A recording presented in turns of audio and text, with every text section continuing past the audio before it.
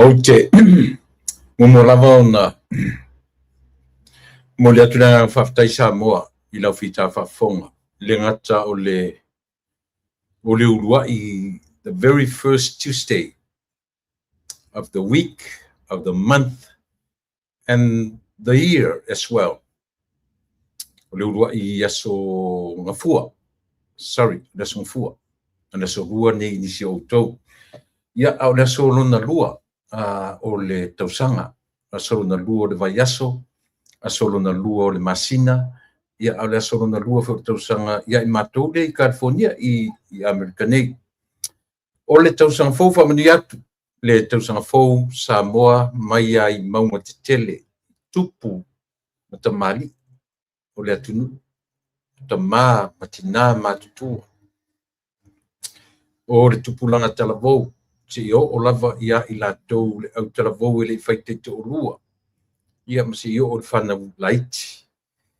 O Samoa ato le ngata ia Samoa na lua. Tutuila manua, malo tutua tasi, ia o fea lava le mea o loo ngā solo, mwhia ngā solo iai o tātou tangata I turu inga uma le nei lalolangi. A o e maua le tautua, ma le au nanga rausi fonga o le tae au fau I le nei vaenga o le aso. O te whataro whatu, ia te whaia o masui, ia o le tautua ma le au nanga rausi fonga o le tae au fau I lalo lana por kalame masani o le lupe whaalele. E mori atuai, ia le whaftaite le lava Samoa. Ua mawai le tausanga sa o tātou turi mata I mailo na tau whai wina, ia e pei o na tātou tau mawai mwhātou whātu iai, io e tātou te manatua, ia mea fui o le nā tausanga tuai, ua mawai atu. Ia leo ua uru whare mai o le aso lona lua le nei Amerika, manatu leo le aso lona tolu nei o tausanga. A o le aso ngafua mua la nei, Ia te o le aso ngafua mua o le masina, o le vaiaso, masina, ia o tausanga fo. O le anga whaftai ma le anga fia whaiae, ia o na ua tatu o lia au lo whapea o na tau whai tumua tutusa tatu uma, ia I le anga le lei whaasoa o lo tatu tamā I le langi, ia ua mafuai a wā ana le ai lava le mafutaina o lo soifua ma lo ola, ia ma le anga I mai o le atua e natea mana ia oe mao, ia oe ua le mawhai ai o na ia tu la fwai. Ia oe le tangata Samoa, ma so se lanu, ma so se ngangana, I so se atunuu, ia oe o tangata o le lalolangi atua, o loo mawhai ia o na o tātou patipatia, ia le tātou uru whare mai I le nei tausanga fou I le manuia. O le nganga sirilana o na whaftai I le atua, ia o na o awanoa le lei ua tātou tau whai maua o tātou tufi tau whao. Tufi tau whao le ngata o le tausanga ua mawai. Ia a o le nei foi ua tele me lei o le whato atasi lua aso. Au o tātou matawina, ia le anga le lei turi loa o le atua I lo sulfua, malwola. Se teimi foi ia o na whaawau lea o le tātou tautua ma le au nanga o lea ua te alitu la te arafu lima ono o le tūla fitu o le tātou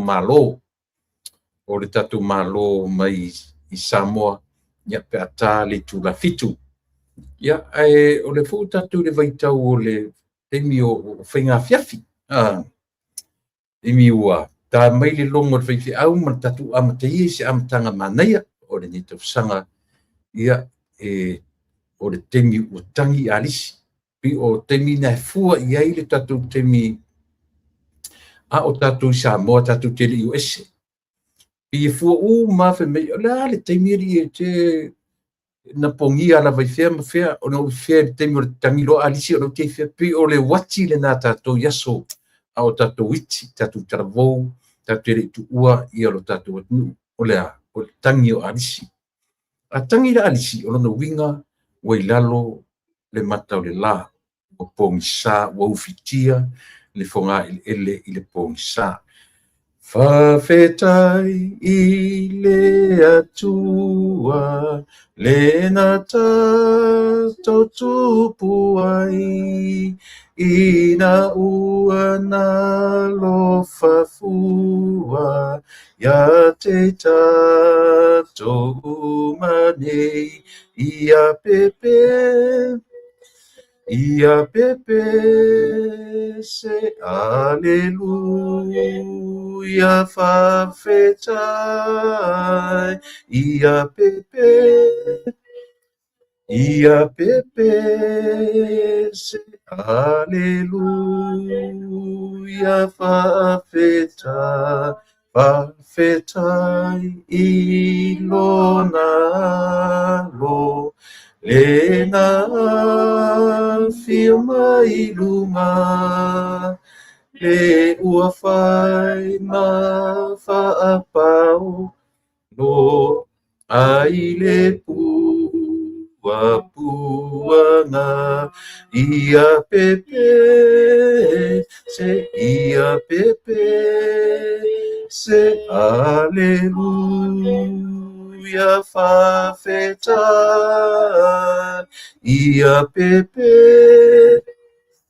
ia pepe, se aleluia whawhetai I le angana, le fesoa ni mai, I ua whanuia I talo sana, atoa uma mea e whai, ia pepe, se aleluia whawhetai,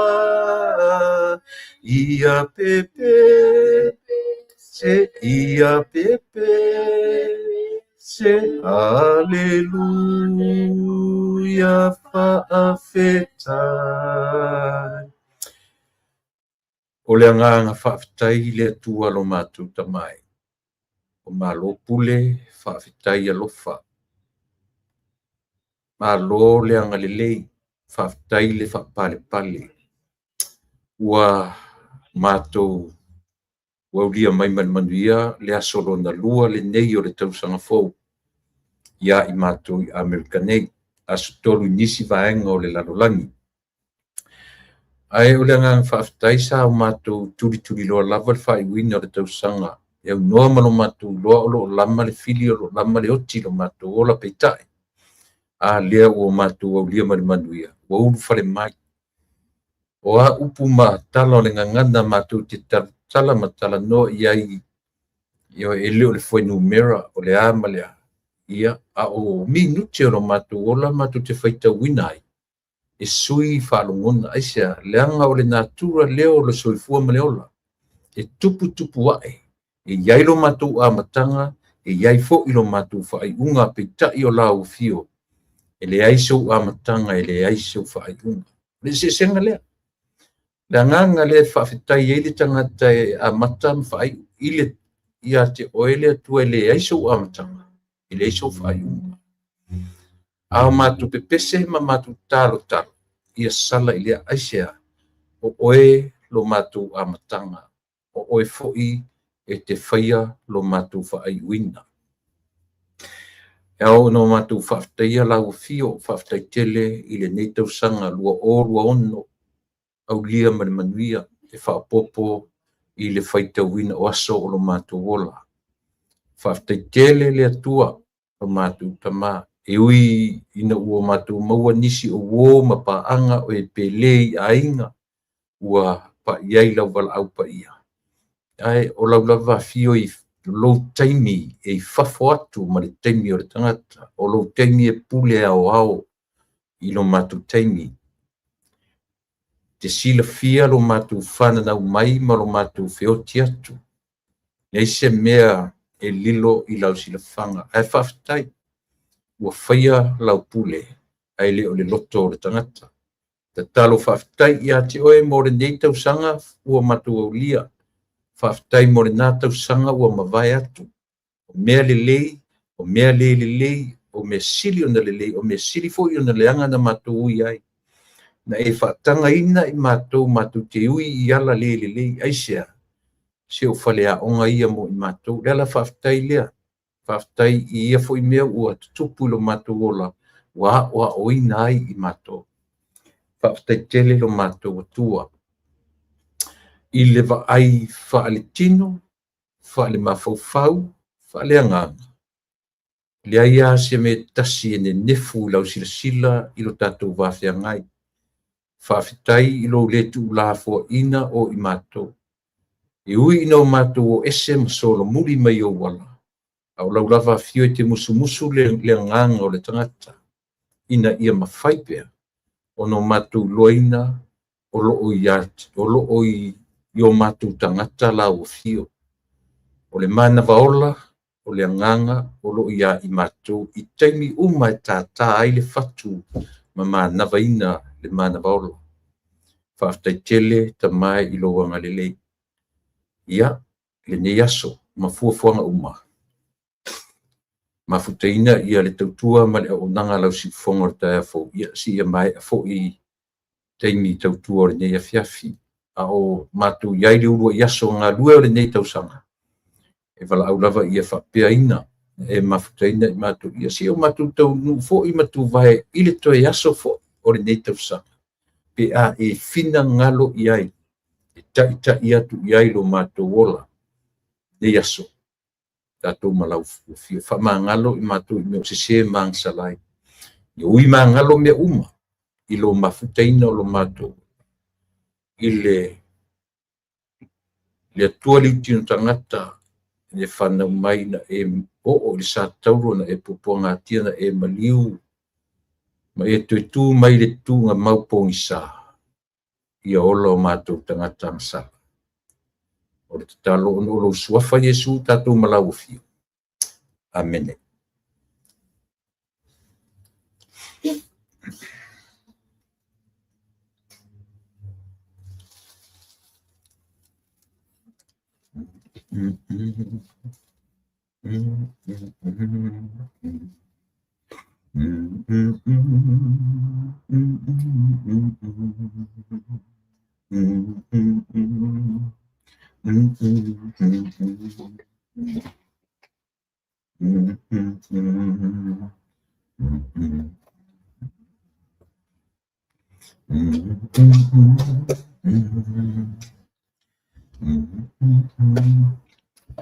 Ia, manuia tau salpo.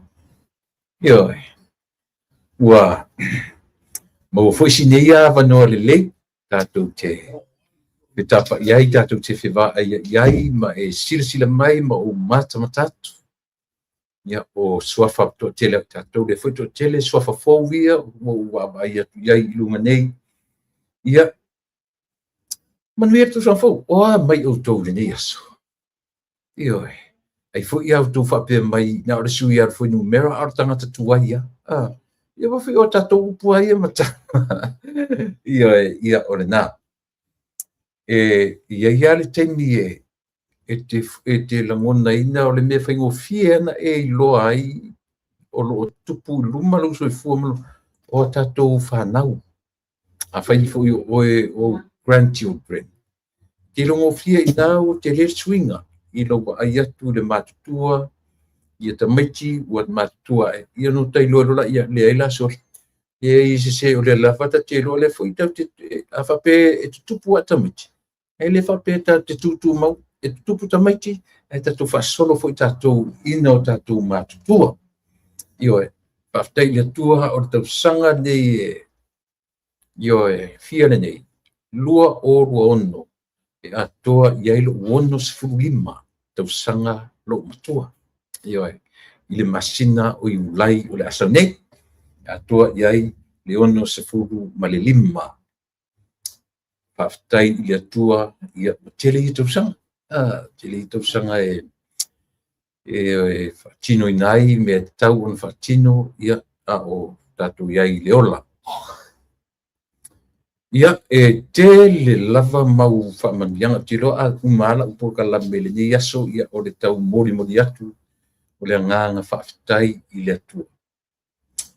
Ona ua tatu o lia manmanuia ia le nei fo i tuaso o le aso ngafua le nei, o le aso bua le nei ia Samoa. O le aso ngafua lea ia i mātua. Asi sila fo i la ia i le no fo lua o Samoa i sa Samoa i se sifo. Tasi le ngo o Samoa. Ai ese teimi, ese i tu la. Yo sali fa pena mo mua. Sali fa pena. Ina ona watu o papalani. Ia vai ai fa pena i ro tatu watu. Na mafuai o na maur me ta ur Samoa i se sae. Mari Samoa i se sifo. Ai li fa pena. Ele o tu inga Samoa na sa iai. Ioe. Pitai ia e ui lavala ina ua vai luaina ese mo meo whainga malo. Whainga malo tu tuila manua e lalo o le fua le malo tele nei. Ia male malo tutu o tasi. Ua tutu o tasi sai lalo Peretania, sai lalo Siamani, lalo Peretania, lalo New Zealand, ma tutu o tasi mai loa i le vaitemi o puleanga a New Zealand. Topi nai mea tala toe tau amata le tātou au nanga ma tātou porkalame o nei tau samfou o lana urua i porkalame le nei. Ale lupe whaalele ia po le au nanga si fonga o le tai au fou ia ina o tātou tuvai mai i le amatanga o le nei tau sanga. E le titi ia sianga ngā whaafitai i le atua o na outou o warm paanga ia po fans. Ale lupe whaalele ia po le au nanga si fonga o le tai au fou. O mawhai ai o na tātou o bia fui manuia. Le ni tau sanga mātango fie, māna ia le amatanga o le ni tau sanga. Ia i mātura vai e tutonu le malo tele, ia e ui o na iai nei a inga fo i na lato le ili maua se lato kirisi masi tau sanga fo fia o na tūlanga o le vala aupa ia le atua, ia ele ngata fo i lea ia o i lato yo na fear tu la fono ia ma watu tono le farpipui i temi tonu o aso fia e tate no forma tam fai tu ta ite se vai o ia tangata i temi fa pea ma ainga ia ele longo le ele matango fia ele ngata fo ilea tu fo ite se vai o se o ele vala au le atua a o le whaia kiusimasi, a o le whaia tau sanga fō. Ia po temi fō i wasoia. Ia, e tasena me tātou te mawhau iai. O tātou, e ielo tātou amatanga. E iai fō i lo tātou whaai unga. O le tua eleison amatanga. Eleison a whaai unga. A o tātou manatu rola i le nā.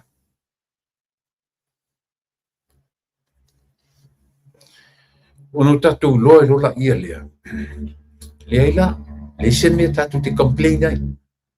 Le se mea tātou te whapea ai a mea whaafetai i le atua. O te milelei, o te mileanga. Awani whapea tātou te whaafetai i le atua, na o te milelei. Ioe. O mai whi te mileanga, whaafetai. Eisia, allow e le atua te mia e go through wai tātou. Esia, tātou whale a onga na. Ioe. Ia tangata ko through ai sau e salamo le toe o iai. Ia tātou pi uwhainu me somali, te pia o tātou fui, whanpuipui. Ioe, na tofu e tonu, whaima me somali, tu sape sa whafo e le toe kia, tu e sa fui, tu e whai the same mistake. Tu e whai tonu. Ia e le loa po afia. E le se whi au risi whai te lia tangata. Ai ala no tala no e pitorea ono le vai tau o le tau sanga fo o la ulua i porkalame nei o le nei tau sanga ale lupe whaalele ia oa umalo masani iai ia sieli o tau ili pei chef tau ili ia Watu a el mapo kalame ile so lulu le vai fo o le mapo kalame ia matum cha yo mafanua i asolua a matu le so lulu ia o le sfarelia matu asolua ma le sfarelia po le so na i nisila efto a uma le vai fo o le mapo kalame ia maleli i o le ota pi le na amata le so afta atu e matu a po kalmasani i le vai so fo Wes amata ai na o ravale ua amata nei ona iela o malo fa toa ile so ia mata yao yo ia na malo lo fu ile so ile ua ia so sa o le tausanga na fa nga solo fu ile por kalami fai pe o le meta ua o le fa wa a o le mesili atu ona tau o le fa wa ia o le malosi fa le atu e fa wa wai mea ua manatu ia li tangata ia o tiute mwhaiva. Ioe, o tatu tu finga, il waile mwhain tatu whaua wina. E le mawhai o tatu whaua wina. Pea le eile malusi lea. E tu sa foi por tu ngā malusi, foi le na malusi e sauro a ole, ia Paulo, ia sauro a ole i Paulo. Ia, whapena, ole mōre malusi malo vale. Ioe.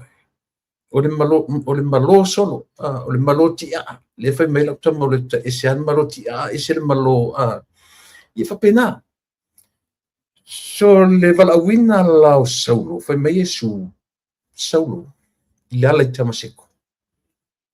Se i tau wha o ngāta tau le malo si o tā ua. Joe.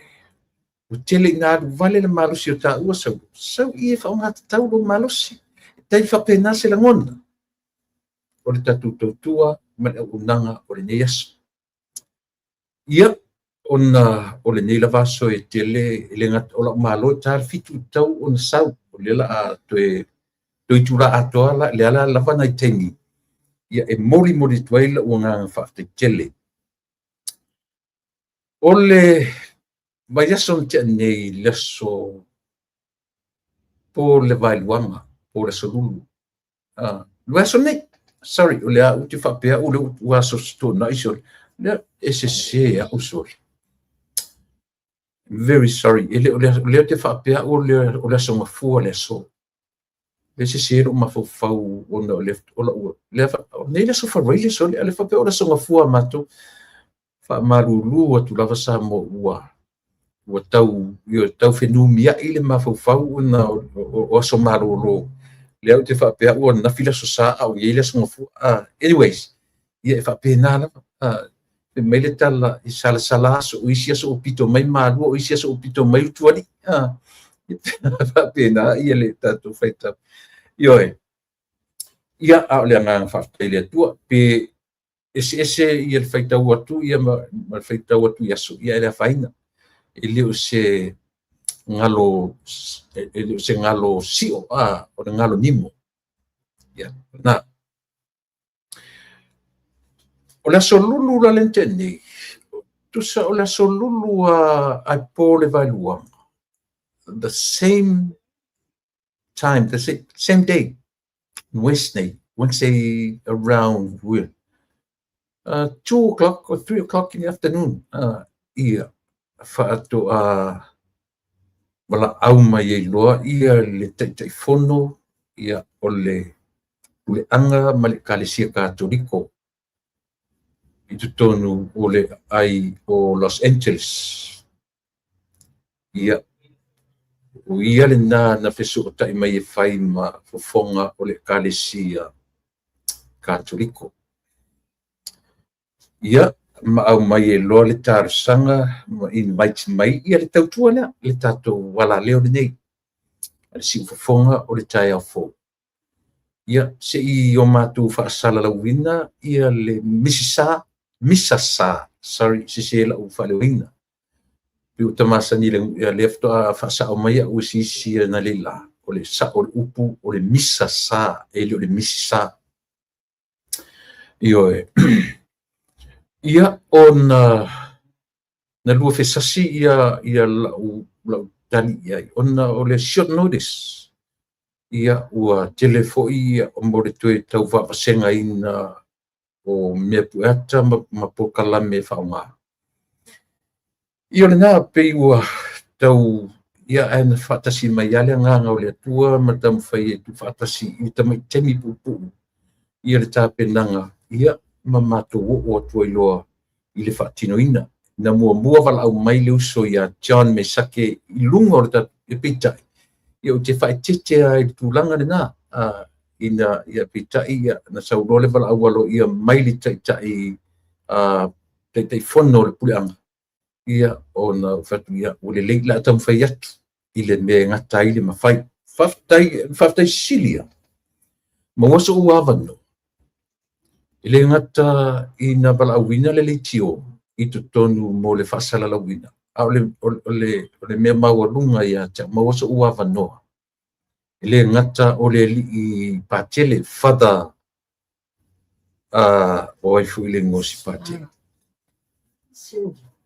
Ioe. Spa. Fata spa silver. O tamana ngā wenga ia po sunga na le li whaiwhi au kura fionga le li patele. Ia tonu le na le ua ngafa ma pule anga ia Santa Ana ma Los Angeles ia awai siasa ia i se patele Samoa. Nei au rotu te tele nei California petai. Sa iai si ali i tō via, i lea masi ali ina walau ia lona lua lea si whonga o tai au fō. Ia e whaasala la wina, ia ni porkalame tāu e tutonu le malu o le San Filomena i le Ayo Carson i Los Angeles. Le ngata la ina maua sa ua wanoa ma te talanoa i ma whada sipa. A ua maua fo i ma se wanoa re tatu wala leo. E tino ina ima whaasala lawina i lea sauninga pa ia. Lea sauninga mamalu. Io e. O sau whai to tonu ma o mata wina mea, ma o mata mata. Io e. E sel mamalu. Ta tia ia le mea o le tumo le whatsa. Ta tia ia o le nā mea. Wa fina ngaloa ia o le tua peto lua peto tolu. Ayo ona ole mauta tapua i fo i le kalisia e fatumu ngata e lista mai mauta afua tu ala i tangata nei ai ina ua mai ama mai fatumu to te tata ai le mafai le to titi o tatu tangata e le teitai ai na ai tu tono ole malu ole kalisia katoliko i tu tono ai kase ma waso ua wanoa tala noa ma le teitai ole kalisia wao le tama ia Mosese tui Vitolio tui io o le swafana o le fionga ia o le teitai o le kalisia wao katoliko Roma ia o le fifianga tili le nā i lo loto, o le fifianga sili le nā moa ua whaai u whapena le tautua ma le au nanga. Ale si ufafonga o le tai au fō, ao se amatanga ma nei a fō ilea. Io e, awa na tua whaila o porkala me whai atu io i nei peitai, ia ina ua tau mai le wala au. Ia na u whapea i loa lea, ia ua lava lea whaai umai o, ia lua o lima. Ai pe foi ona amatai i se amatanga manaia. Manaia i o le fe au whaaleanganga. Ia ua matau malawa le tātou watunu. Ia lea foi taita. Pe o le taita i o le fionga i le aki e pikopo. Tulou a Samoa lenga o le nai a watu i lunga o le ingoa le po kala mena na batu lunga le io i lona fasala wina e se fasamo ia langa o ua fine fa le tele lan fasamo o ia ne nano na fatino ina vainga ia po kala mi ia lela ia e toi o tingi atu wa lotu lunga a pio na se le batu e le o le a fo i o le io e pio nada u te fasa o atu le fingo le aki epico io e mo si fia la na si la e nisi lunga o le o le YouTube ia pio nai e se lona spele natu o te whakmarurua tuai sa moa i le nā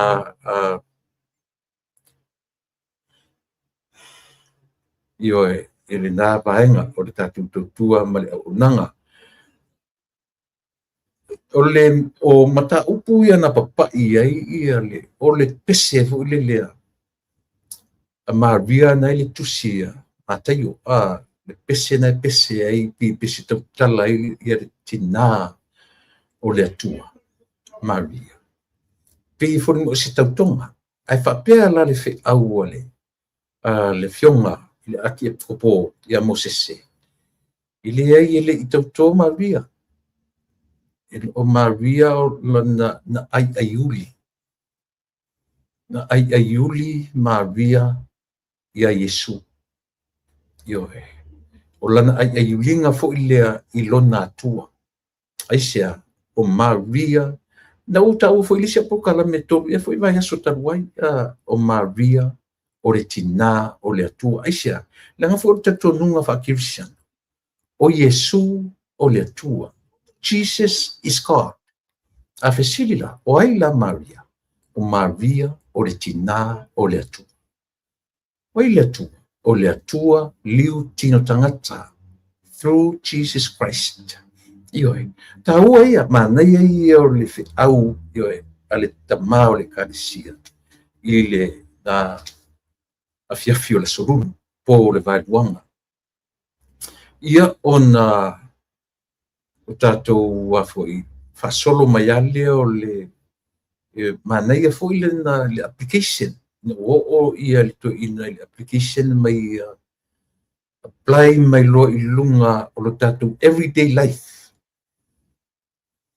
o lo soifua ma lo wola i aso uma o le mea le soifua ma ale o le tangata ioe o le mo le sistema i mea lava i le se mea e ono faleaʻoga mo tagata uma nai ai aua foi ea e tatonu foʻi o le faleaʻoga foʻi le mo ia foʻi for him alone aisea leaga e so se mea tautou te faia everything if I say something everything I say it should start from where from who start from me fapena foʻi la le feʻau o le afiafi na o le for his awareness e amata mai lava i lē na fai mataʻitaʻi o le fionga i le taʻitaʻi o le kalesia o ao katoliko matagofie ia ua ilo foʻi e ese foʻi ana methods e ese foʻi ana ideas e ese foʻi ana faiga i le auala e momoli ai le message e au mai with the sense of humor e te loa e ngotongofie feʻau faapea aisea langa po le ama o mea nei o le e tatau foʻi na o auina ai i latou ua i mea nei o aʻoga faafaifiaʻau e tusa po le a le faifeʻau poto PhD master degree po le ana mea e iva loa le kiliva e oki a kone mea e le sese laʻutala le fai atu ioe o aʻu I'm only a lay preacher a tasi lenā mea o te nofo ma o te pena i ai if I have a chance o te launga nele upu o te tau mawhai e not only just go home whataunu e le mena le la whata o te la moni alu a ualu mo meo whilaunga inga o te tapena the best I can prepare for. O lo nanauta inga, ia iaise au ngā o lo malanga i siatu mala pekalisia. E mamao lo mawhauwhau matulanga o whaalolonga afterwards. Mena patina da kalisia. O uele o le nā le. Ai o te tetonu fo ia leanga na uma na wala aulia le wa. Ma wala mi fo i ma ua le tebi o le. After the function after ia po le nga ti fo le ia fai nei fa lo nga lai ti se ia pe fu la fa pena fu lan tala no mai mo meu fa lo longa ia fa pena e tau fa le ia mai le fe au ile kalisia katoliko e mesi fu ile au fa nga longa katoliko ile fa mo ma lunga o pala malo ile fa mo ma lunga o mo meu io o fe awana ia fa patele o fe awana na fa fi au fa toina fa share e kalisi o le tatu fe au ai lema fai ona tu uai e fa i foi o le na a o le nei e fa i foi o le manatu le ufanga a o le tangata lotu la vai e le tu ua le meo le ia pila le nei a e sau ne se fai fe au se tofi e la unga i tutonu o lo farsa a sau le fe au so le o le makua steika le mea o le makua steika o le makua mea ai au mea ai sau le fe au e faa malie loto e malie ai lo wanganga i ngā lala e faa le nganga e te lo e po le ale tupe o i lautanga ia nani te u le tutu sau ta loto le melea but that is me wa una ioe e sau o le afe ta lai lautanga ai sau le fe au e malie le loto le message e ta tino ma ia tia u le metau na o lai te loa e alu uma le afe ta lana e alu uma le pe a fai if I have that sort of money in my pocket ioe e whapena la ngona ia e tusa foi pele o iesa ta tupe i la tatanga ai ta teilo le i la ta sell i la ta sell i la ta le tupe le bank e tam faila e ta te tango e sell i se tangata o i se cash whanga e fua i lunga lea e le o le fia i loa a o le meo le nganga ua wha maliina e ese le me fai lunga o le fia i loa e se me te fai i lunga o le nganga wha maliina that's the truth ioe fe aura lena a mai le patele le fionga ile aki e kopo le pole so lulu fa maliina lo loto ioe tanga tu sape na la nga i tangata o le kalisia katoliko le foi la ma ia ta wa te lo pena o ma ua ma le fanau ma tu na o fai ia le e fasala lau le tangata lo twese na iai te lor to te lea ia o tangata o le kalisia katoliko i la unofo i lai to tonu ma u whaalongolongo le foi tu sa ma ia te au fea launga tasia o maia ioe so le winga le lau talau fia mo whaatai i le whaiwina o fe au e whai e fe au ale si fofonga o le tai au fou i le nei tau sanga e ui ina le o whai ua tu tonu o lau tu a inga le kalisia e whakasa pe on o ngalue ai e o whaatai i le atu wala au wina whaapitoa e tai ia ma le e kalisia katoliko i ele nei ia le tatu tautua ma le au nanga ia mo le wha mai moe whaatai i lau fionga le li aki e kupo ia i le avanoa ua e a whea ai California ioe to tele au tangata e mata matali e ma whao ngala ngana fulele e alope ia le whatoa whataro whato tele i lau fionga io le futo a ma i maue le sauninga e ana le ofi fale farsa a pio no fai atu ele o ele se farsa la titi e fa tu ngata a fa to ai lore tu ina ola tanga tele ho ia matua le ofi le ho au fu au tu to telefone tanga o ese io e pio le winga na io tasile na fa fete tele ia siri patele foi ia o tele o do foi o mai mo mai foi ma mata mai ila fo i tau tua ia te oe Samoa, ia so taitasi o le vaiaso, ia filo fo i malefionga i le patele ia spa, toe whamani atu, ia le tausan fau. Lau a fionga i le li pat api, aki e pikopo. Toe fia maua se ava nore tatu por kala me, ai le ita liu le whainga malanga, o te wala au atu mal whaaloan. Maua se a fiafi tatu te whai ainga, wala au whapitoa pe a whai e tala whia ngai. Ia, male maava noa i le nei, ia ai le tue tali watu, ia le whainga malanga i Samoa, i oe, o si vaenga tāua, o se fiafianga te. Whai mai le vaenga o le whiau.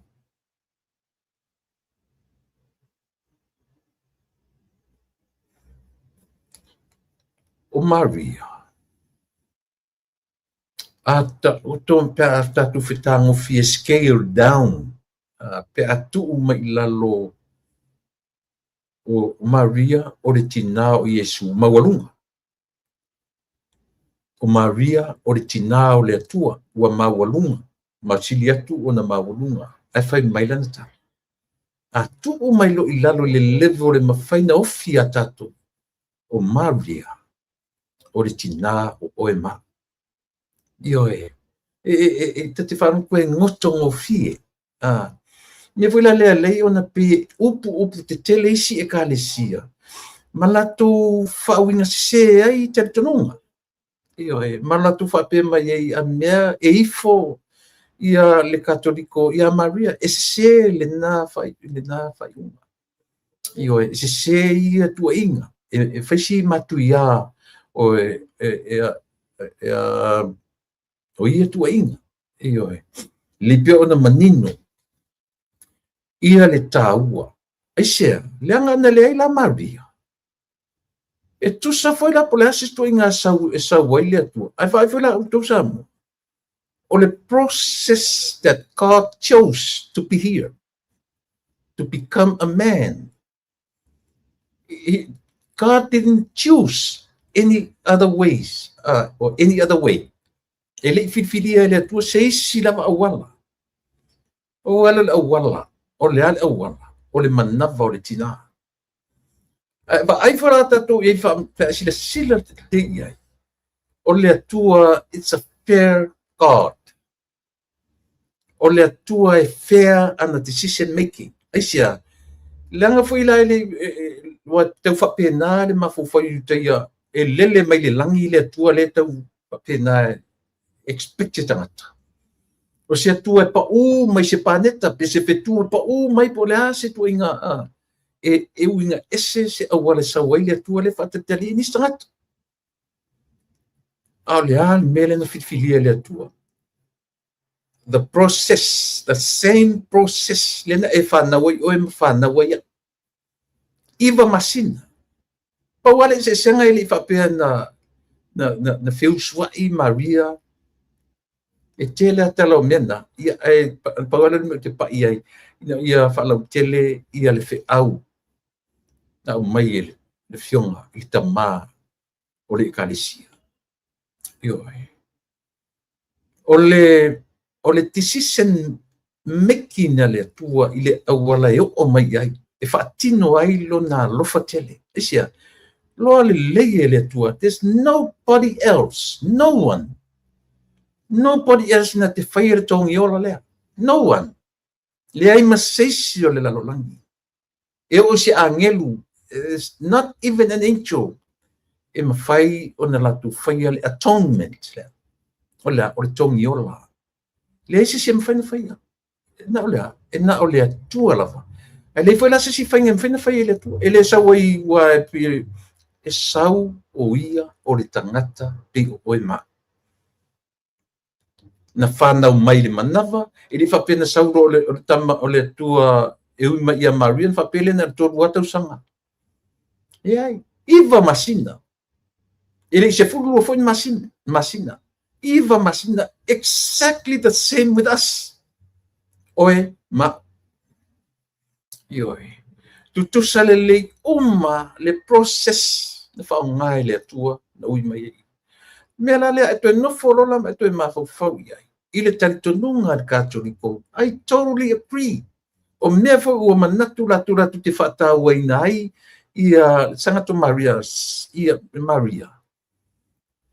I totally agree. Ioi. Lea ngai sea, ele I filifilia ele atua se la au. O se povi.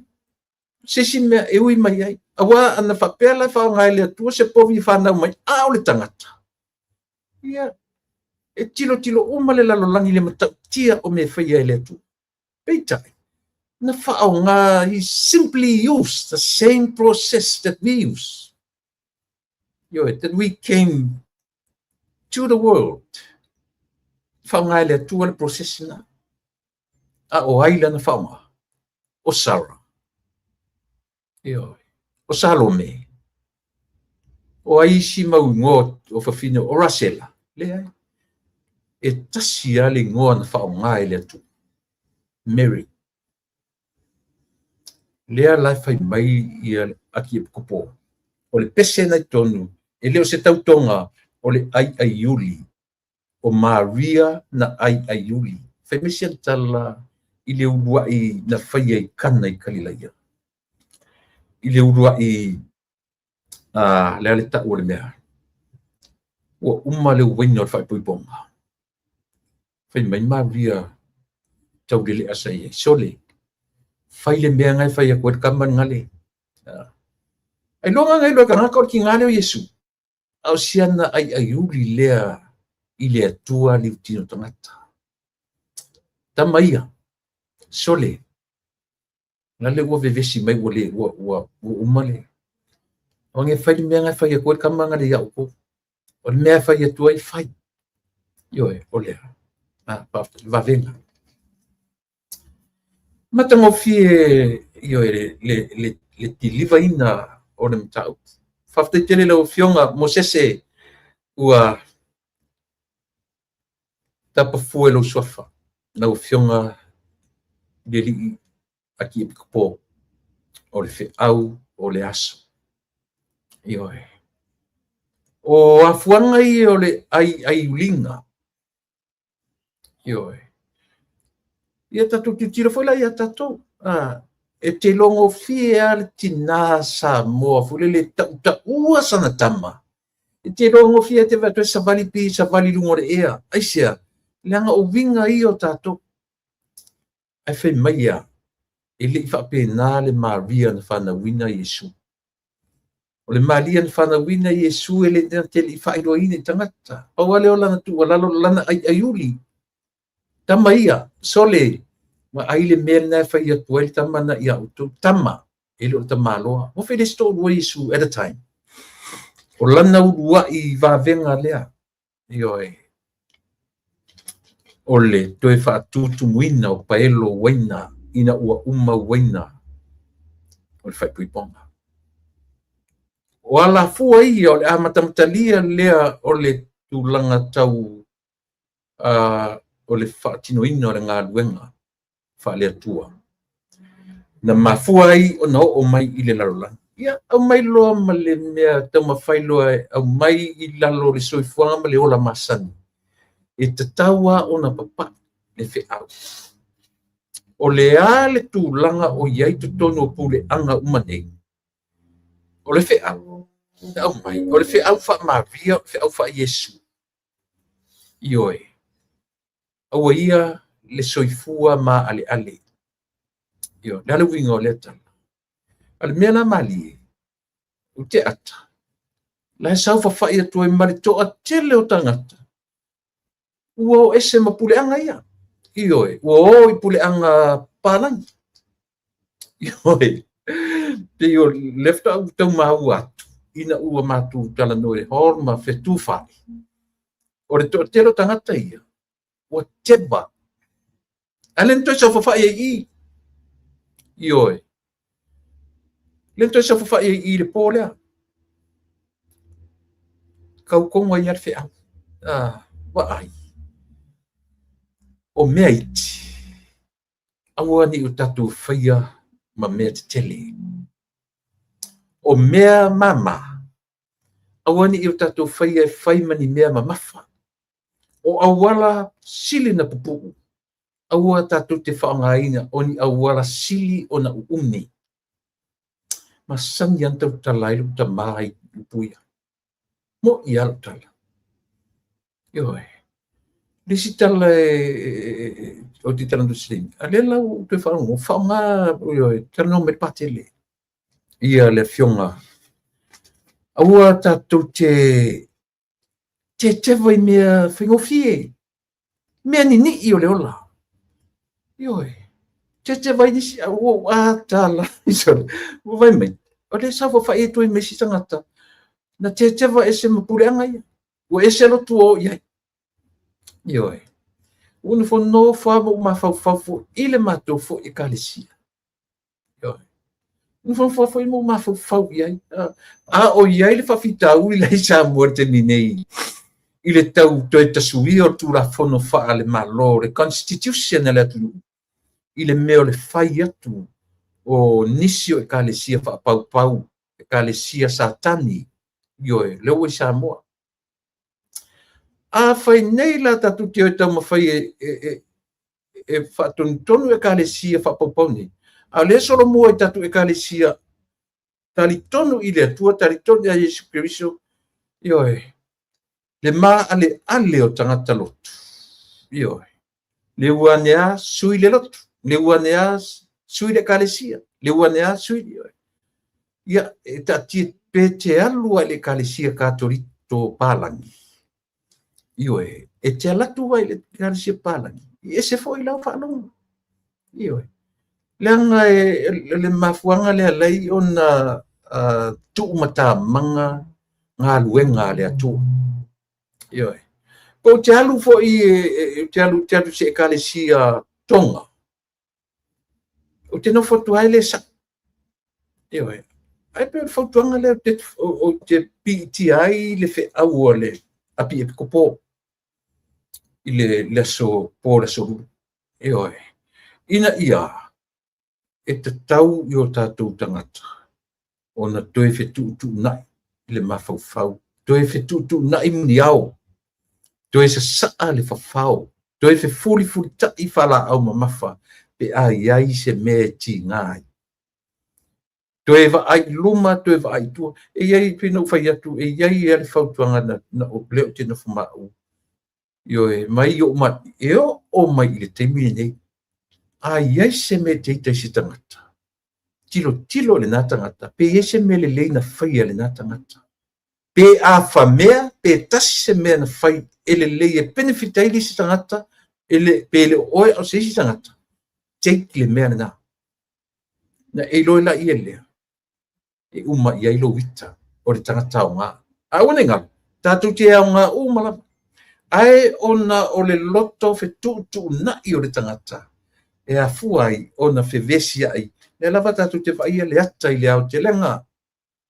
Whaale anganga, whaale tino, whaale kalesia, whaale nuu, pe whaale malo. Le te whaia mea na te mine. Ioi. Le ai ma se ese senga o mea na ma le mea le tātou te iai le te mine.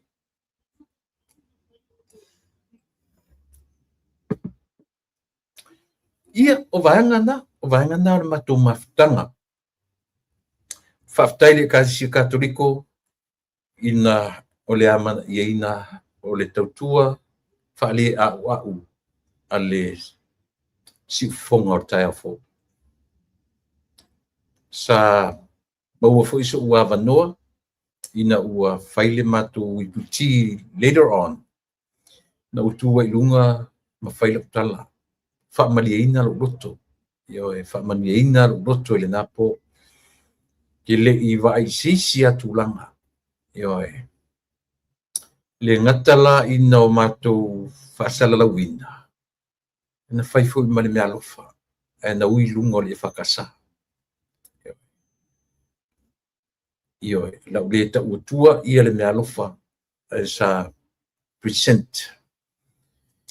E fua i lea. Na whanau mai le loto ua malie.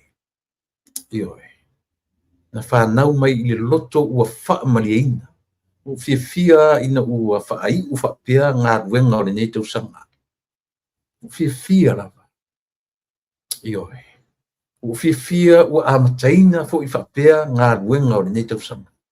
E a fuelea. Ina whai atu elea o la post I lunga. O na iata ia, so tango atu lunga ia lea, matu wata na ndena pu e le polea. Ioi. Ia o ma ua martina o tamiti. Ia malana fionga I le taitai o le kalesia. Ia o le fionga I le aki e kopo mo sese vito lio tui. Ia ma le fionga fai au ia po le fionga fada spa silver o ia le na le ua fai ma patele. Ia I pule anga uma nei tonu o LA Santa Ana. Ia po fea uma o iei nisi wae pe 5 ia pe 7 ia pule anga ale kalesia katoliko nei. Lea la o le lato fai au ia po le lato patele sa mole nei. Ia pule anga uma nei ia le fionga ia fada spa silver. Ia malito ina na tu mai malana to leo mamoe. Ia o le fionga I le aki e kupo mo sese vito lio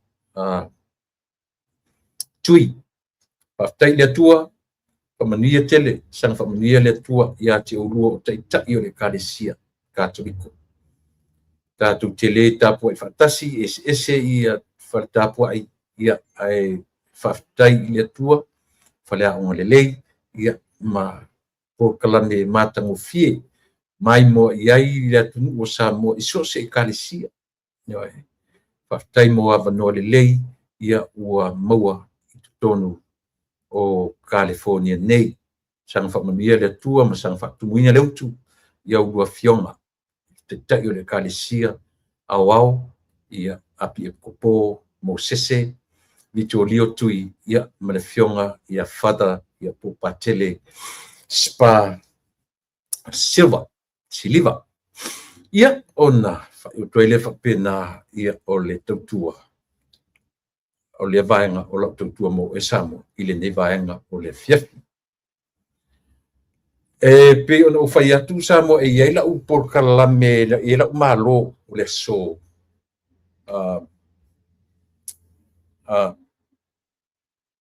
Pe atali tura. Ale yo me la u tu se lava se mo mori atu o ngang whaftai. Te mori atu na ngang whaftai, ma alo whaanga whaftai le tausanga wala. Ia ma le ne tausanga ia fionga I taitai fo I o lau e kalesia.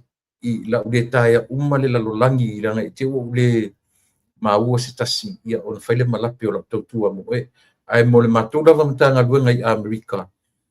O te whaftai tele I le fionga le tu ina whatonu o saitu mua Tamato ina, whaiwhi auto ina, saitu mua, marosa, ta whawali.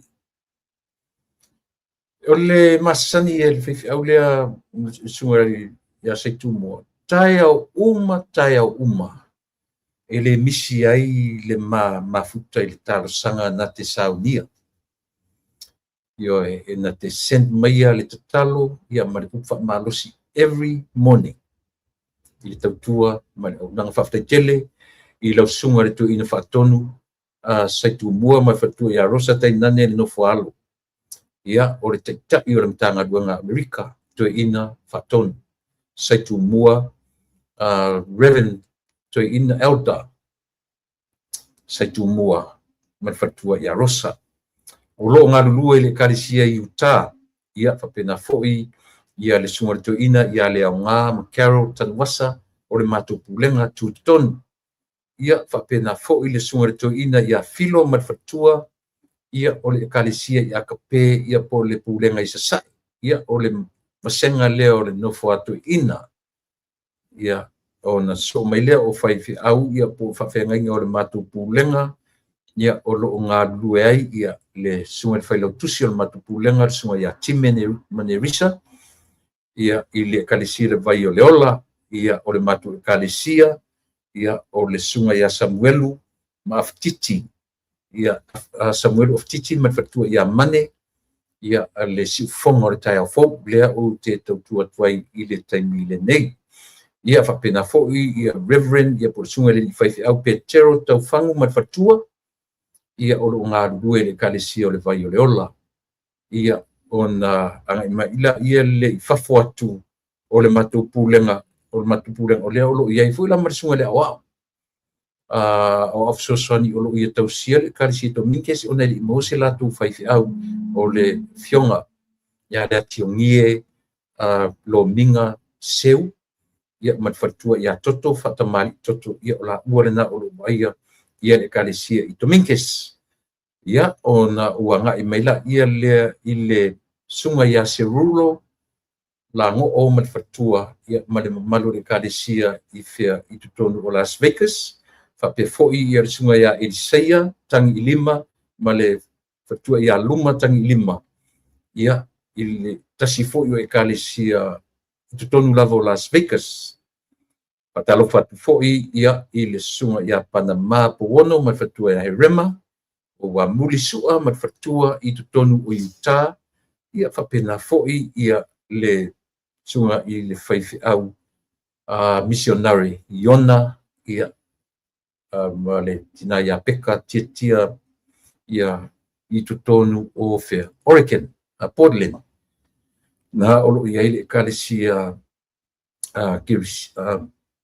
e fakasa lalo le vaega faamisionari i totonu Oregon faatalofa atu ai malo le soifua malo le faamalolosi i le feʻau ma le galuega a le atua ia ua uma lenā tausaga i le tatou aulia lenei tausaga fou ia faamanuia atu le tausaga fou ia te outou uma ia o tau ekalesia ia mai se foʻi si ekalesia i le satauro i tonu San Bernardino i leʻi maua foʻi ia se latou faifeʻau faapena foʻi ia se tasi o ekalesia i San Diego ia o lea sa galue ai ia le tamatoeina faatonu ia o le tasano ma Kerusa po le tasano ma le fatua ia faatea ia ua faamalōlōina ina ona ua pensione lea la ua maua ia o lea o le manumālua ai se tasi o lii faiaʻoga polisi o malua i le palota a le ekalesia ia po le suga ia fatilua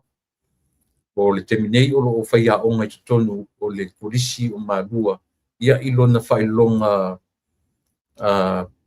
taualoa ia po le faailoga faafomaʻi o le feagiga fou pe uma ina le iai ia lea ua talia le valaau a le ekalesia i San Diego ia ona e ui ala ina leʻi mau ao ekalesia uma ia o loo i le matou matagaluega ia ou te faatalofa atu ai ma faafetai atu ia i le tatou pulega ma le matagaluega ia ona o le nei tausaga fou o le ua i taimine o le polokalame tatou ia mo lenei tausaga ou te faatalofa atu foʻi i se auō iā Leona Thompson Reverend Elder Leona Thompson ia o se paaga foʻi te uō ia te aʻu ia le toeina ia masiaʻu uō faifeʻau o le te manatua ia o loo faifeʻau totonu siutu ia le lii o talosaga hitilā ia ma le fatua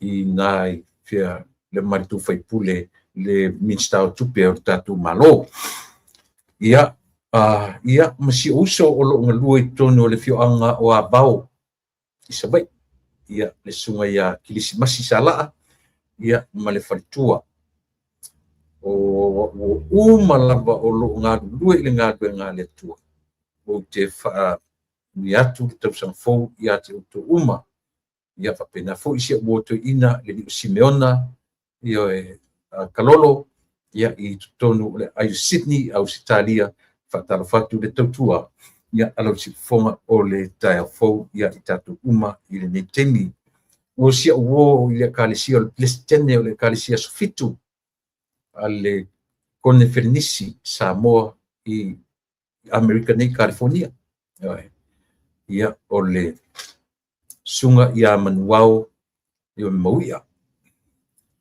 uso a faafofoga mai faatalofa atu o lua ia ma le fatua ia ane famani atu ia le tausaga fou mo o lua Ia te whamaniatu le tau sang fōu I tai o le e whakasā, e whakaasā, o te tai o le tatu malo, mai ai le ao le malo lau whionga le ni pāle mia, ka peneta, o le sunga I le tuangai, le tai o le tuangai, ia o le sui te tai, ma le tuangai, o le whonga whitalai, ma le sui whitalai, o tai o e kāle sia ese uma le tatu o te whatalo whatu I le sofa man maro ke riso I le tāua o le tatu ulu whare mai I le nei tau sanga fau.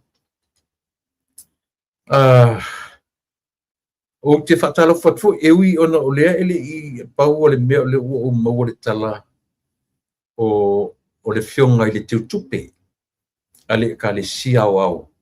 Ia po le sunga ia me le pone I Sara. O ia le na o lea ua manu malo I le palota lo matou nuu I sapani I savai.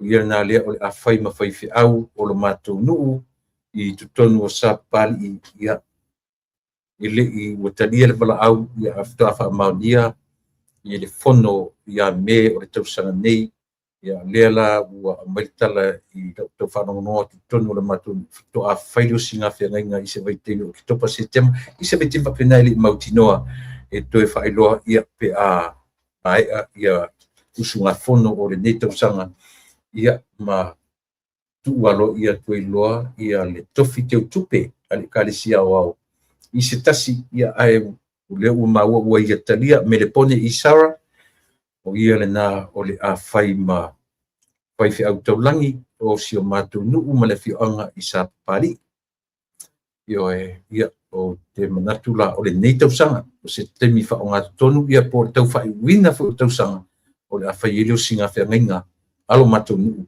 ia ma le fo I au auna le o lo o ngalue whaateu tupe I lalo o le kālesia wao. Ia mātamo fie nei vaenga ia ua o tau ia ila o ia o te whamanu ia fo ili tau sang fo ia a inga uma o uso o tua whawhine o tau te tōrua o tau whanau whatalofa tu fo I o tau songa uma I nei Amerika I Florida ia o tua whine lunga I Fairfield I Ohio I Willowbrook Ohio tau iai Kendall ma le whanau whamaniatu tau sang fau mo oe ia ma le ainga o nei o ainga I tono Australia o New Zealand o Samoa nei o uso I Samoa peti li o ma le whatua ma le whanau o ainga potpoto o le sao o lo ainga I pai tutu ia I lau tō whā lio. Lio si osi sala. Ia, e whatalo whatu ia teo e whamani atu te lo na te whai malanga. Ia. Alo whatu le tautua mali au nanga si whonga o le tai au fō. Ia whapena fō I lo tātou nu. Io e li ima whai pule o le tātou nu I o na vaenga uma whatalo whatu. E ngata o lo nuu I tonu o sapapali nuu o lo tama I tale whanga loa ia whapena fo I on whatara whatu ia le tautua mai au nanga ia a umia so te mi mea ia ono o la pokalami mua o la pokalami mua ia mo le native sanga tau ia maleta o le tulai fitu ia o no mai lolo tatu malo o le nei mai aso a ole I misi se si atia ula o whatalofa. O tau o mai whai ma o tau la o porkalame I aso o elea te mafuta mai. Ia. Sia ana metia, Jane mai ngā au whata to'o ana leota. Io ana leota malo ana.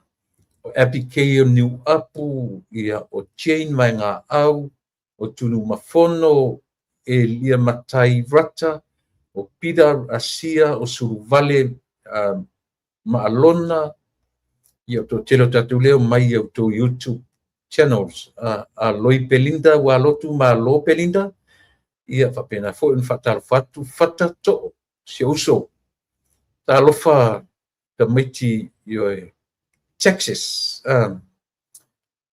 ia lena leo lo fatalo fa ia pa tele siliva spa na mato members a mata o le Rotorect apia and hasn't seen him for years ma lo cha ia lena faftai yo te rola fa no mai tasina me tau yo to a lo fo i fai fo yo lo fi tau ia la ia ai mo fo so mato va no mo mo e la te mata fo i mai mo ina tatu por kala me i le tele o taimi nga faftai de tua o ava no le lei wa maua matai tai o le fu ekalisia tatu uma katoliko o tele tau ana wina la sunga tau na te liu lotu stick i lau tapo inga pe te lotu mamona fa maoni tangata i lana i mea ua o tanton i ai au le fe momoa au le fioso so fai solo pe te alu foi te alu lotu palang ile umiana ile lotu palang i te tantonua e se ala mafuta ile kalisia palang e se ala mafuta i o lava tangata tu sa pe te alatu te lene alatu o fai tatala mai tangata le au lotu i fafu au te tu e fua fai tatala i pela tu i fafu langa tasi le na me tele mafi e tele tatu e kalisia o le o tu i fafu maula ia ia o tala noa ngala na fai e lo mtala se fai e lo mtala o le sangata pio tasi le na mea e tau arofi ai tatu fo i tu ainga e tatu tangata fai mela tu tala mana ia lotu palani te tela tuata i tana tala tu se hello and hi bye io ese foi fai tala le palani io ese foi fai ngol fai tala le palani kilo mai a o e fai me sa kala ia o tatu samo mena te fai titele me ne fu le tu in groups wa tu ngata tu o lalo paulo le la au pe ura to pau mele mai o se tala noa ili suafa o le li to o lua to yo na o tu nga fa putonga ta uana a to e tala no suafa o le li ai a to lo to fa yo e fa pusa si ka le ki fa pe alisi e te ia fai mai oso e a fai a por kala o si ai ngona lo yo o me na le tu mai mena le on fevesia i mo ngarwenga mana tu foi o tatou ele o ninu o ima o e toso me ia le fala o le tangata ia to pe te lotu mamona pe te katoliko pe te lotu metotisi pe te lotu patipati pe te e fakasa o le fafita uli ale o le e tatou ai le ava e na fafita ulinga e te fai maila e alu e suila o kalisi e te le ai e te le suia o e tatou na suia tangata e fai te tara pe a fai o lou manatu o tangata ia ma vai pe o le mea o le tau whaleanga o le mea o le tau mui yo a whaila o e tanu na whaia se tonga fiti na mena ai ua te ke vai ma e alu sui le lotu te amia ona o tui ngā mafofonga ia o mea umai o le whi au lea le api e kopo pe a utangoa ui e whaalau tele lana whi au na o mai oka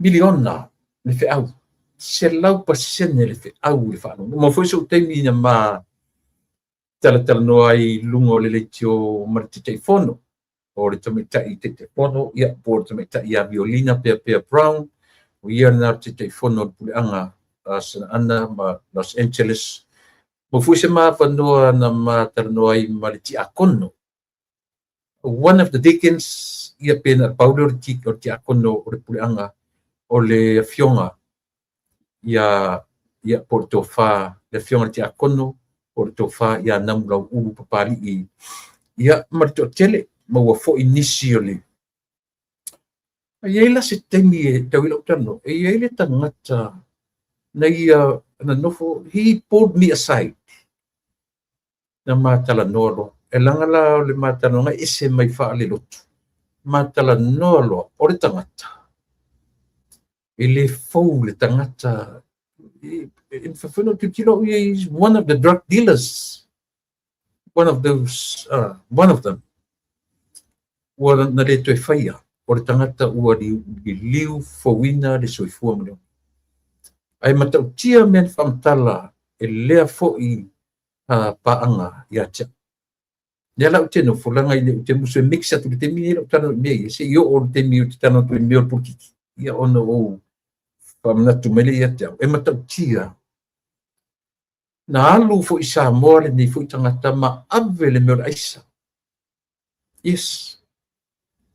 I taimi ele i taitai ma no fam fai mai.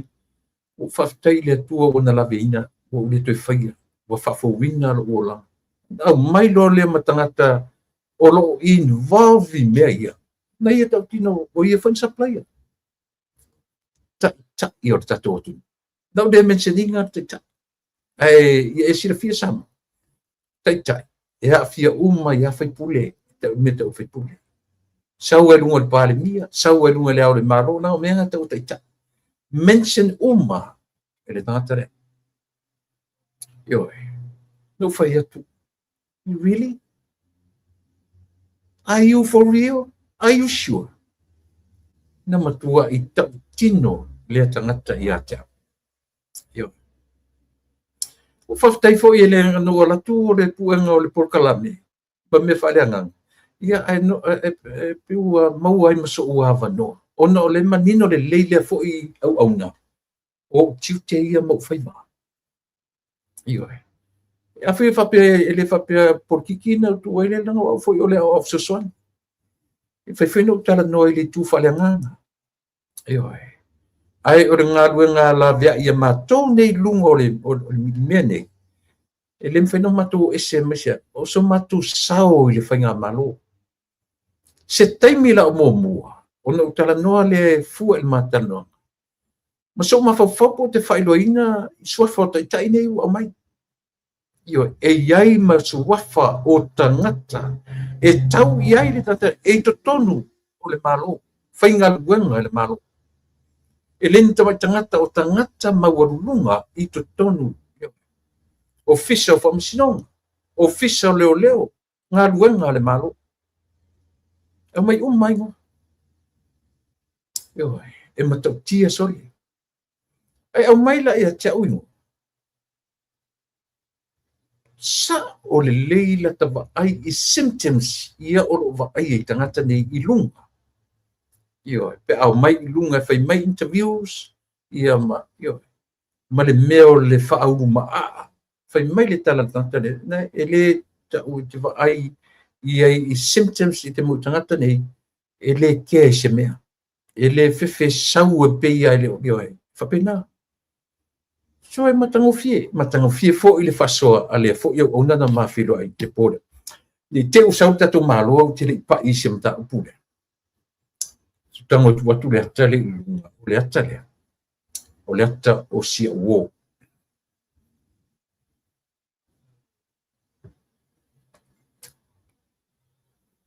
O le susunga i le whaifi au.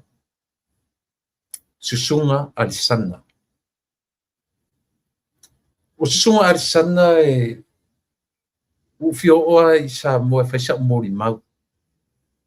A le lau tam whai atula mori mau i le soifuanga ma le ola o le tangata. O te leiloa e o mea i numera valu uma. Mea ta o numera valu, number 8. Lea si la fia le tatu atu. E o i number 8 o mansa mora fta o matnei. E mori mau uma i la utara le whai atu. There's no other number 8 in manusa mo tusa male potential o sunga asana. Ioi.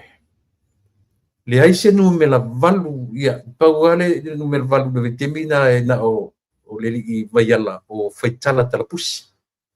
Pauna numela valu longa Samoa. Ilo vai taimi e momu atu ia e momu atu sunga ia tia o te watu to tonu o ye sunga. Ai o le winga o la utala ia sunga. Sunga is one of my heroes.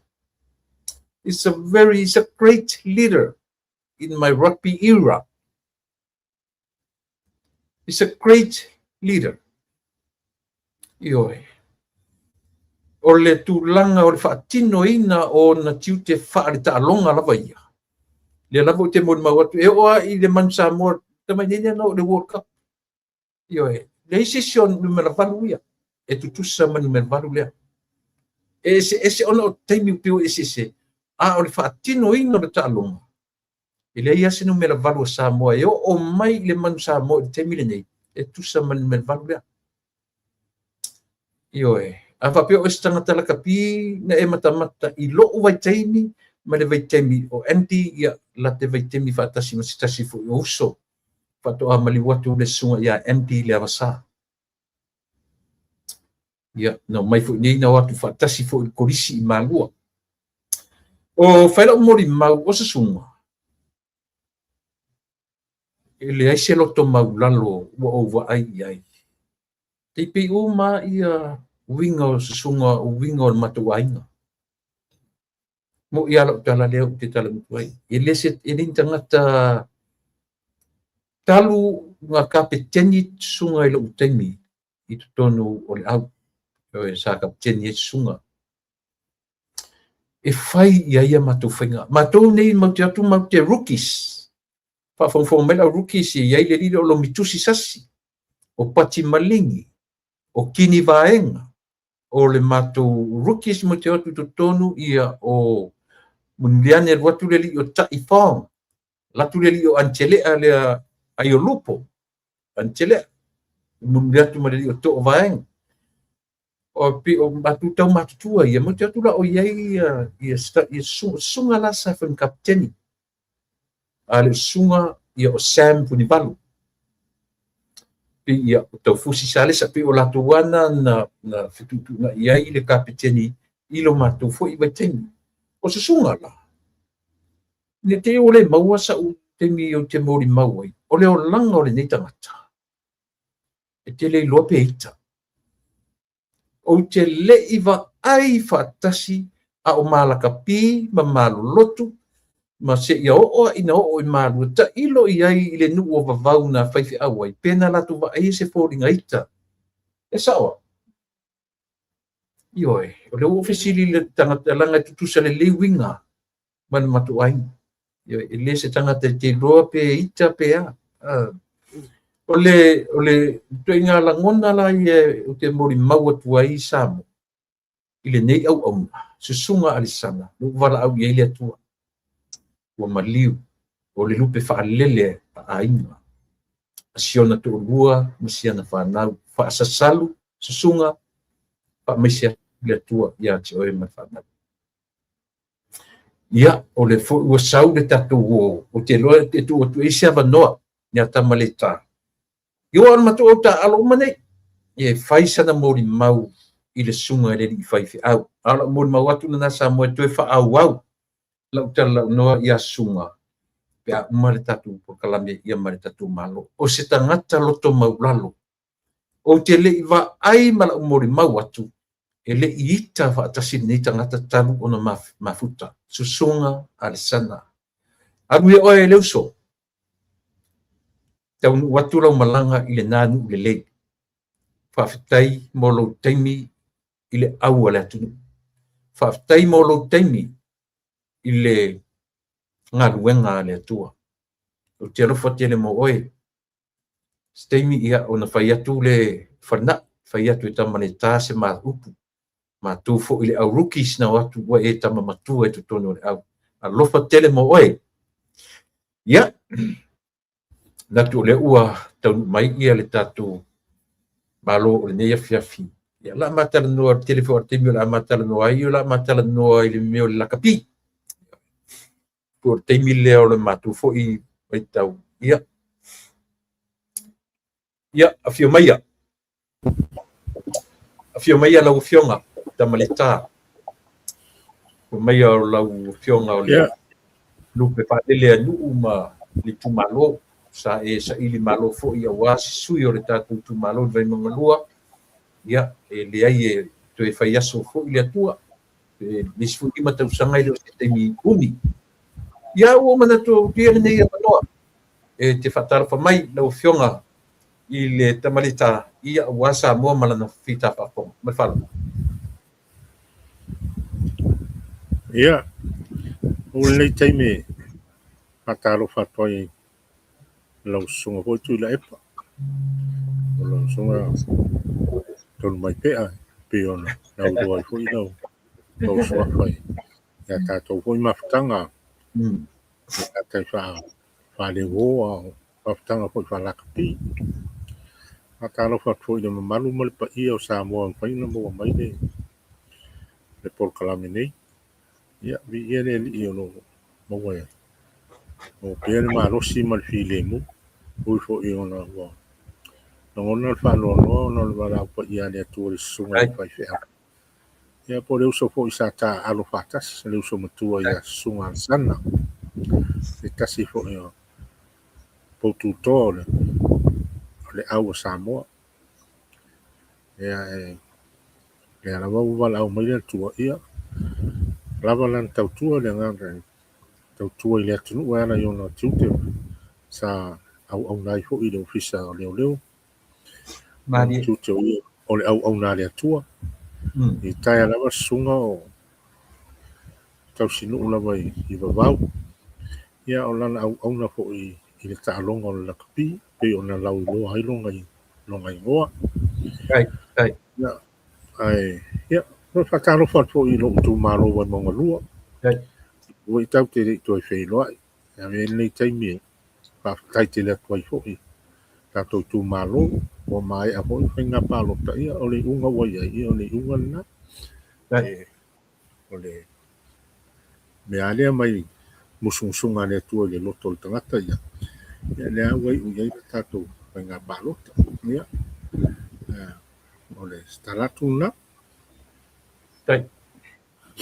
ia faftai o le ua toe maua faftai o le ua e toe pa ia lo tu malo na ngata le ta filo inga i le vai taimi au le feia fenga palota o lo te pena i fenga palota faftai ia se taimi foi na toe falo tele le langa e li kero a po pe nei tangata wa le lima tau sanga i se mea umi lo toe mafo ia ua e pa i mai o le te lunga ia na fu e fa pa ia no na wa pa tu sa mori mau wa o te lo te le mau atu ia te le o tu lona pe sa ninga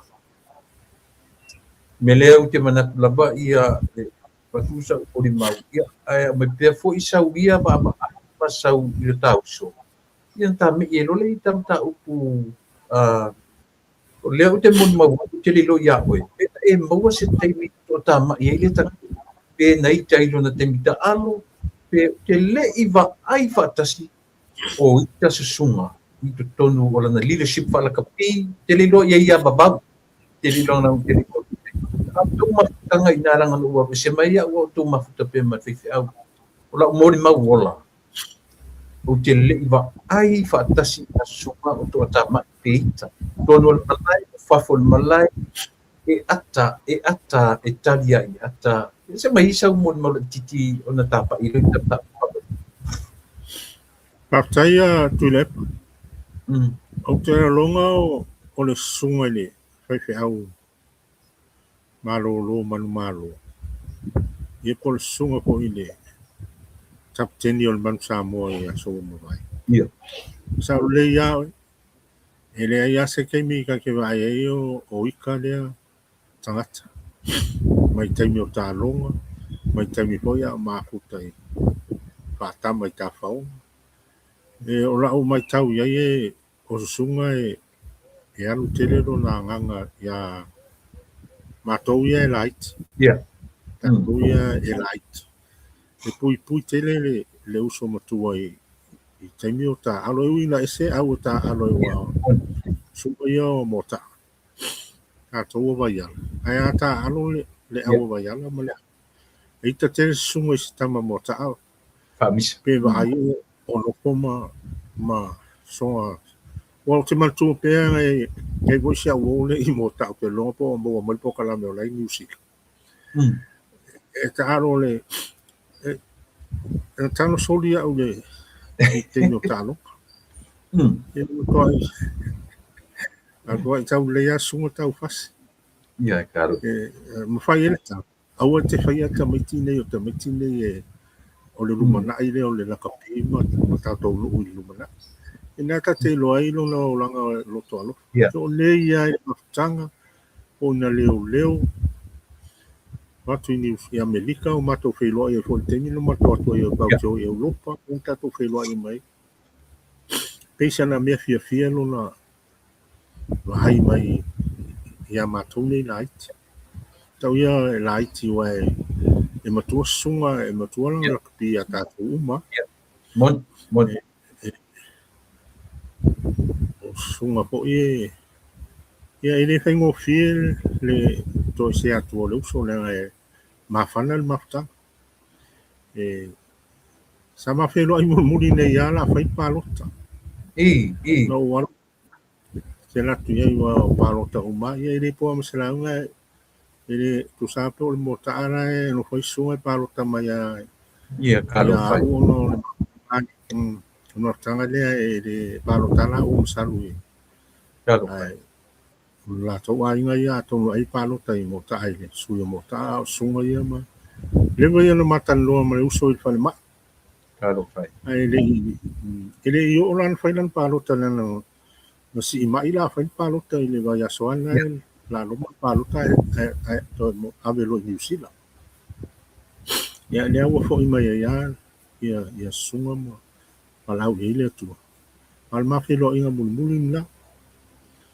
Ai o te mantua a onga sunga i le ta Aaron First 15. Ele o se tangata i oranga ia ai vai ai longata le o no folingana i le wild ronga de langa pula i ia pe ata alo la ele ia ta alo awa o le meo te mantua i sunga o le talonga wai le ata tau matonga o le aua ia o le mwhainta alo le I say my Lenny Lenny I don't wing April 2nd 5 you talong am to I drop your self team malisi vai I fatalo tama no yo tenero po anga por kicking fa ya Lenny makelin la time wala inta alo tu ya ale me ana o winga yo sunga watato masani umaya yo ho ina ile ia iso matua ia ending wala vai ia mai ia nga ia tatou ia i mai sunga wai piho ia le au ta alo mota ia la to tai me sau ia tatou tatou mafutale au pe ia tatou wolo fatas ma sunga le faifea ia tele me nga o mai sunga i le whape o le mafutanga lana au nanga i le ala i lona tofi whai au ia ai moho i upo e tau whai o le whaitaina o le whilangalo au le atua ia taimi wala au mai le tua ia tātou ia mo i sunga ia wala au mai au lau saungi wa o le stemi o te mantua i le usol taimi sa wai wa la tula unga i vaiala ia wele matou tona ai ia lai e serious mai al fai feu ia vaiala ma ai o akulo ia sunga fai mai pape fa ko wa ia le li revo lo loku le uli ia ai fa ko lo loku ale o tiki ma tamale tai no wo sa ia man tu pele uso ele vai mo fi hone te am mai pele ia fina ngalo ale tu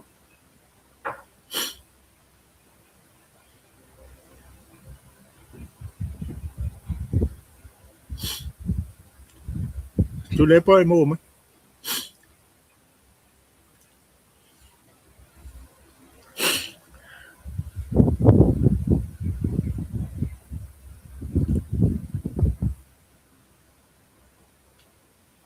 pe wo pere me wo le longo ngal me ya yo ise te le lo que leo